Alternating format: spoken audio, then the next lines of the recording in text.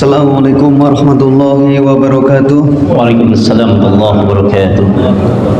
Ustaz, pertanyaan yang pertama, bagaimana mengajarkan pentingnya pemahaman yang benar akan akidah Islam kepada anak-anak atau cucu secara sederhana tanpa menggurui? Terima kasih. Nah, Ustaz, barakallahu fiikum. Ilmu yang efektif itu adalah ilmu yang kemudian ketika kita menyampaikannya itu kita sesuaikan dengan level usianya, sampaikan dengan level usianya, gitu ya. Makanya kata para ulama, cara yang paling efektif adalah bagaimana kemudian di setiap aktivitas yang kita jalankan, maka ajak anak-anak untuk kemudian hanya bersandar kepada Allah.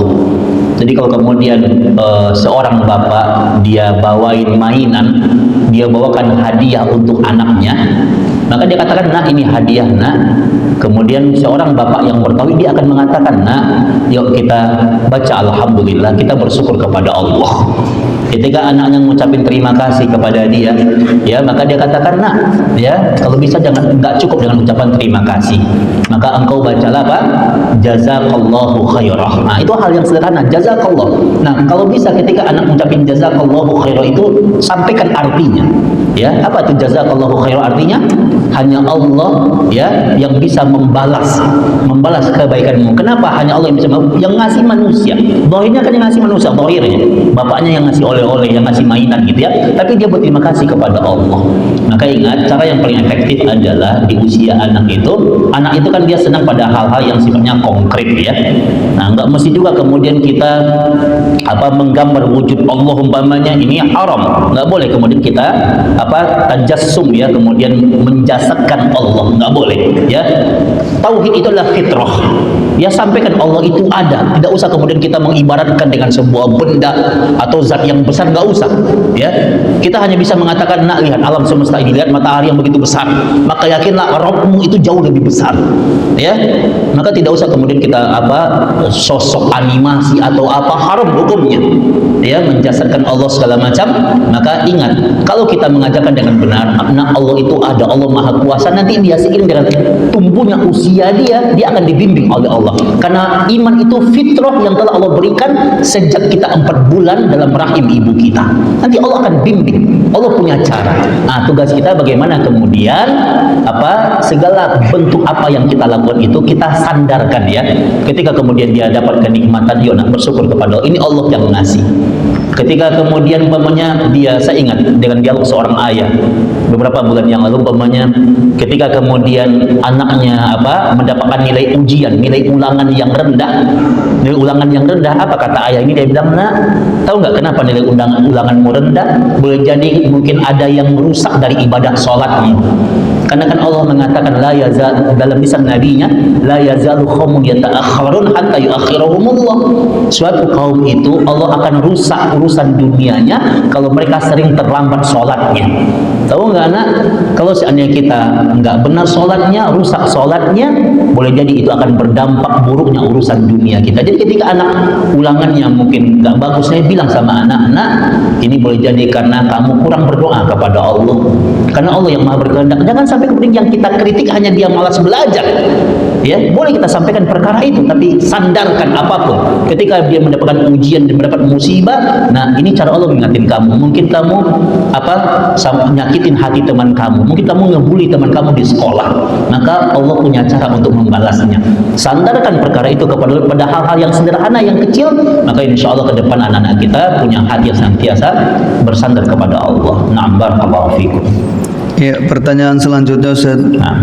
Apabila ada tetangga yang merasa terganggu karena suara speaker masjid, bagaimana yang kita lakukan dan bagaimana sikap kita untuk menjelaskan ke tetangga tersebut? Suara speaker masjid yang agak keras gitu. Nah, pertama kita lihat dulu konteksnya ya. Keras itu yang seperti apa gitu kan? Kalau kemudian mungkin corong speakernya langsung ke rumah gitu kan, maka mungkin ini harus kita evaluasi. Kita bagaimana kemudian kita beribadah ya dengan tidak mengganggu. Maka lihat dulu, karena memang kalau konteks mengganggu ini kemudian umpamanya orang memahami dengan saklek ya, maka dia akan mengatakan apa saja mengganggu gitu. Nah ini bukan persoalan mengganggu, boleh jadi hatinya yang memang tidak siap untuk kemudian mendengarkan syiar-syiar agama Islam gitu. Ya, makanya kita kan lihat di waktu-waktu kapan. Pertama lihat waktunya dulu kan, azan itu berkumandang itu kan kan di waktu-waktu sholat, maka tentu memang syiarnya azan itu dikumandangkan dan didengar oleh warga, didengar oleh masyarakat gitu ya. Makanya dilihat dulu konteks mengganggu itu seperti apa ya. Umpamanya di saat orang tidur umpamanya di malam hari, kemudian speakernya masih berisik umpamanya, ini memang harus ditindaklanjuti ya.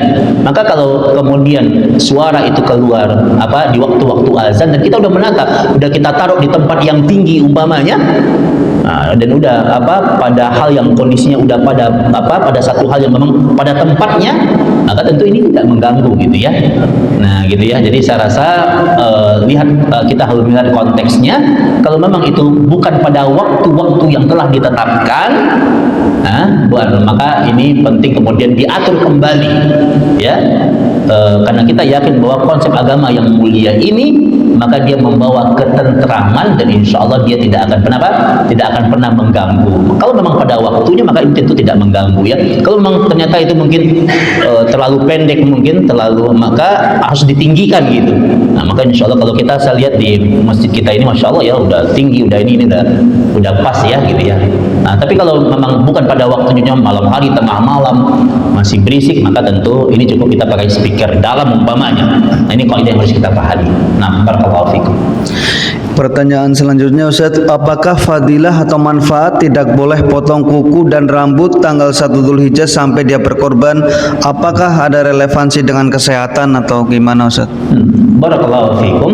Ingat, semua syariat agama Allah itu adalah pasti. Semua syariat agama Allah itu pasti sesuatu yang akan membawa manfaat dan maslahat. Tapi memang ada hikmah yang bisa kita gali, ada hikmah yang kemudian tidak kita ketahui. Kenapa? Ini bukti agama ini milik Allah.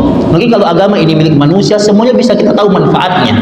Maka memang kalau di sisi kesehatan, wallahu a'lam, belum menemukan ya apa faedahnya. Tapi begitu syariat kita mengajarkan bahwa ketika kemudian masuk di tanggal 1 Zulhijjah, dan ingat larangan ini berlaku untuk pekurban, jelas hadisnya. Jadi hadisnya itu jelas, kalau kita baca hadisnya bahwa tidak boleh memotong kuku, tidak boleh memotong rambut yang ada di badan kita ya, umpamanya tidak boleh mencukur jenggot, tidak boleh mencukur rambut ya, dari tanggal 1 sampai tanggal 10 atau sampai hewan kurban kita dipotong. Ingat, ini berlaku untuk siapa? Untuk pekurban. Kalau ada orang yang tidak berkurban, silakan saja dia potong. Dan ini adalah babnya fi babil awal, adalah bab yang utama, disunnahkan fala ta'khud ala sa'rihi wa adfarihi. Maka bagi orang yang ingin berkurban, maka dianjurkan bagi mereka untuk tidak memotong kukunya, tidak memotong rambutnya atau bulu yang ada di badannya. Itu sunnahnya. Tapi kalau ada orang yang dia berkurban dia tetap motong, maka dia tidak berdosa, karena ini adalah sebagai suatu anjuran. Dan tentu anjuran ini kalau kita laksanakan, maka tentu ini bernilai pahala. Jadi bagi para berkurban, bersabar, jangan potong rambut antum, bulu, dan jangan potong kukunya. Karena begitu sunnah Nabi mengajarkan. Apa hikmah dari sisi kesehatan? Wallahu a'lam. Karena memang tidak semua syariat itu Allah sebutkan hikmahnya. Ya, kalau antum ditanya apa hikmahnya antum mencium Hajar Aswad, tidak ada dalilnya, hikmahnya nggak ada. Tapi Allah perintahkan kita. Ketika yang paling utama antum cium Hajar Aswad, kalau nggak bisa antum berikan isyarat. Ya. Kata Umar, apa kata Umar kepada Hajar Aswad? Kata Umar, kalau ini Nabi nggak melakukan, aku nggak bakal melakukan, kata Umar. Karena hikmah di sisi dunianya nggak ketemu gitu. Nggak ketemu hikmah di sisi dunianya. Gitu ya. Tapi kemudian ini perintah Allah, sami'na wa ata'na. Kenapa ada syariah yang Allah turunkan tapi kita nggak tahu hikmahnya? Itu bukti agama ini milik Allah ya, yang nggak bisa diakal-akalin oleh manusia. Nah gitu ya. Nah termasuk ini saya juga belum menemukan apa di sisi kesehatannya ya, walaupun para ulama mengatakan kalau di sisi hikmahnya ini akan menjadi sebuah saksi di hari akhirat, tapi itu pun tidak ada dalil yang menguatkan tentang perkara itu. Allahu a'lam. Barakallahu fikum. Pertanyaan selanjutnya Ustaz, terkait toleransi ucapan salam agama lain yang sedang viral di MUI, bagaimana tanggapan Pak Ustaz? Tanggapan saya itu tidak dibenarkan. Itu tanggapan saya. Karena Islam itu punya ciri khas salamnya. Ya, maka tidak usah kemudian kita pakai salam orang lain. Ya, toleransi itu menghormati iya, menjaga akhlak kita untuk berbuat baik dengan orang yang berbeda akidah dengan kita iya, gitu ya. Tidak mengganggu mereka iya. Tapi ingat, toleransi itu bukan kebebasan yang kebablasan. Maka saya punya pandangan bahwa ikut-ikutan dalam salam orang lain adalah bagian dari bentuk tasabbuh yang tidak dibenarkan oleh syariah dan akidah. Ya, maka udah pede aja dengan salam kita. Ya, ucapkan salam kita. Allah udah ajarkan salam kita, salamnya ahli surga, salamnya penduduk surga, salamnya kaum muslimin. Ucapkan assalamualaikum warahmatullahi wabarakatuh, selesai. Ini kaidahnya. Ya, dan termasuk mengucapkan selamat pada perayaan orang lain, ini bukan toleransi namanya. Ini kebebasan yang kebablasan yang syariah melarangnya.